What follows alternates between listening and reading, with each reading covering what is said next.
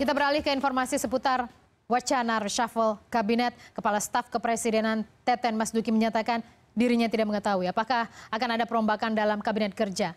Meski demikian, Teten menyatakan semua menteri dan pejabat kapan saja harus siap diganti. Dilansir dari Antara, Teten menegaskan perombakan kabinet merupakan hak prerogatif Presiden. Sama persis seperti yang disampaikan oleh Wakil Presiden Yusuf Kala ya. Menurutnya, kini fokus pemerintah ataupun pemerintahan adalah percepatan pembangunan yang meliputi perbaikan kinerja pemerintah, kestabilan dan pertumbuhan ekonomi di tengah kelesuan perekonomian global. Oleh karena itu, Teten menyampaikan isu reshuffle tidak mengganggu kinerja pemerintah. Dan ini adalah pernyataan dari Teten Mas Duki, Kepala Staf Kepresidenan. Kita lihat bersama pernyataannya. Saya nggak tahu reshuffle itu kapan. Tapi yang ingin saya sampaikan bahwa memang dari waktu ke waktu Pak Presiden terus melecut para menterinya untuk lebih perform. Dan masalah perform ini saya kira sangat dinamis karena masyarakat tuntutannya, ekspektasinya sangat besar. Jadi semuanya di tangan Presiden. Jadi reshuffle ini hanya Presiden dan Tuhan yang tahu ya. Di Balikpapan, Kalimantan Timur, Presiden Jokowi menyatakan tidak akan ada reshuffle kabinet dalam waktu dekat. Tidak dalam pekan ini. Sementara Wakil Presiden Yusuf Kala menyatakan jika perombakan kabinet dilakukan berdasarkan pencapaian target, maka akan ada banyak menteri yang diganti. Wah, ini ya, padahal ini sudah mepet ya, berapa waktu lagi selesai kabinet kerja kan. Meski demikian, Wapres enggan menyebut kementerian mana saja yang tidak mencapai target. Kalau tidak dalam pekan ini, pekan depan juga mungkin bisa reshuffle ya. Masih terkait rumor reshuffle kabinet yang kembali berhembus kencang. Lantas seperti apa kinerja tim ekonomi pemerintahan Presiden Joko Widodo? Benarkah Presiden Jokowi akan kembali merombak kabinet kerja? Siapa pembantu presiden yang berpotensi diganti? Sinyal reshuffle tim ekonomi kami bahas dan saat ini kami telah terhubung melalui sambungan telepon. Kita lihat bersama, kami akan terhubung dengan Ahmad Susanto, Ekonom Core Indonesia. Halo Mas Susanto, selamat sore. Selamat sore Mbak. Mas Susanto, kita tahu bersama bahwa isu reshuffle berhembus semakin kencang dan ini tampaknya mengulang lagi kejadian tahun 2016 setelah Lebaran, bulan Syawal ternyata terjadi pergantian anggota kabinet. Apakah menurut Anda bila kita merujuk kepada kinerja tim ekonomi Presiden Joko Widodo khususnya, menurut Anda seperti apa evaluasi yang bisa Anda berikan? Iya, pertama begini bahwa kondisi ekonomi kita memang belum seperti yang diharapkan gitu ya. Masih banyak masalah dan sekarang kalau kita bisa katakan ada semacam kebuntuan fiskal gitu ya, di mana di satu sisi ada kebutuhan untuk meningkatkan pendapatan pemerintah, tapi di sisi lain kalau ditingkatkan, dipasiki terus rakyatnya, daya beli justru akan semakin turun dan mungkin akan semakin membuat perekonomian kita lesu gitu.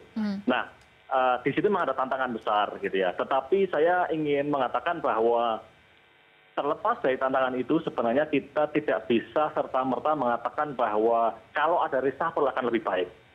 Gitu. Jadi bukan berarti saya mengatakan studi atau tidak studi reshuffle, saya hanya mengatakan bahwa masalah ini tidak serta-merta bisa dijawab dengan reshuffle. Bahwa kemudian apakah perlu ada reshuffle itu diskusi yang lain yang mungkin nanti bisa kita diskusikan lagi. Gitu. Kalau menurut Anda dengan kinerja saat ini seperti Anda tadi sudah menyebutkan satu hal misalnya bahwa ada kebuntuan fiskal, kita berbicara lagi daya beli yang tampaknya belum sesuai dengan target. Berapa poin yang Anda berikan untuk tim ekonomi Jokowi sepanjang tahun ini ataupun semenjak di reshuffle pada tahun 2016 lalu?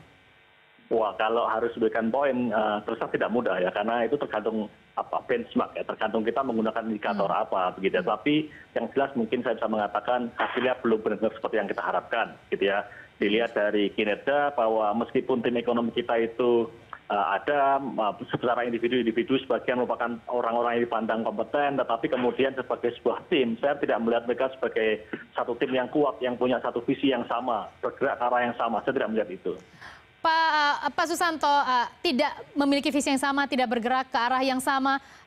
Kalau kita melihat pada saat di reshuffle tahun 2016, beberapa menilai bahwa ini adalah the dream team ekonomi sesungguhnya. Ada Darmin Nasution, ada kembalinya misalnya Sri Mulyani ke sana, tax amnesty berjalan pada periode pertama dengan sangat baik.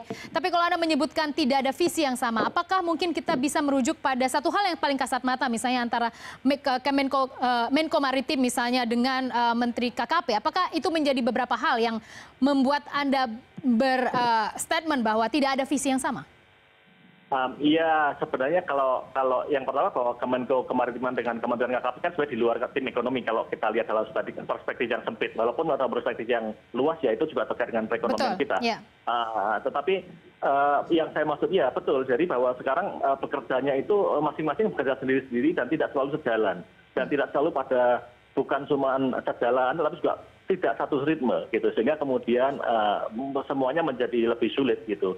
Nah, kenapa kok bisa terjadi begitu? Ya ada banyak kemungkinan, tapi kalau saya katakan di beberapa kesempatan bahwa salah satunya adalah tidak ada satu strong leadership yang kemudian menyatukan tim ekonomi itu gitu, menjadi satu, oke, kita harus gerak yang ke arah yang sama seperti ini, geraknya seperti ini. Nggak ada yang punya kemampuan seperti itu, strong leadership itu gitu. Pak Susanto, strong leadership apakah mengacu pada Menko Perekonomian maksud Anda?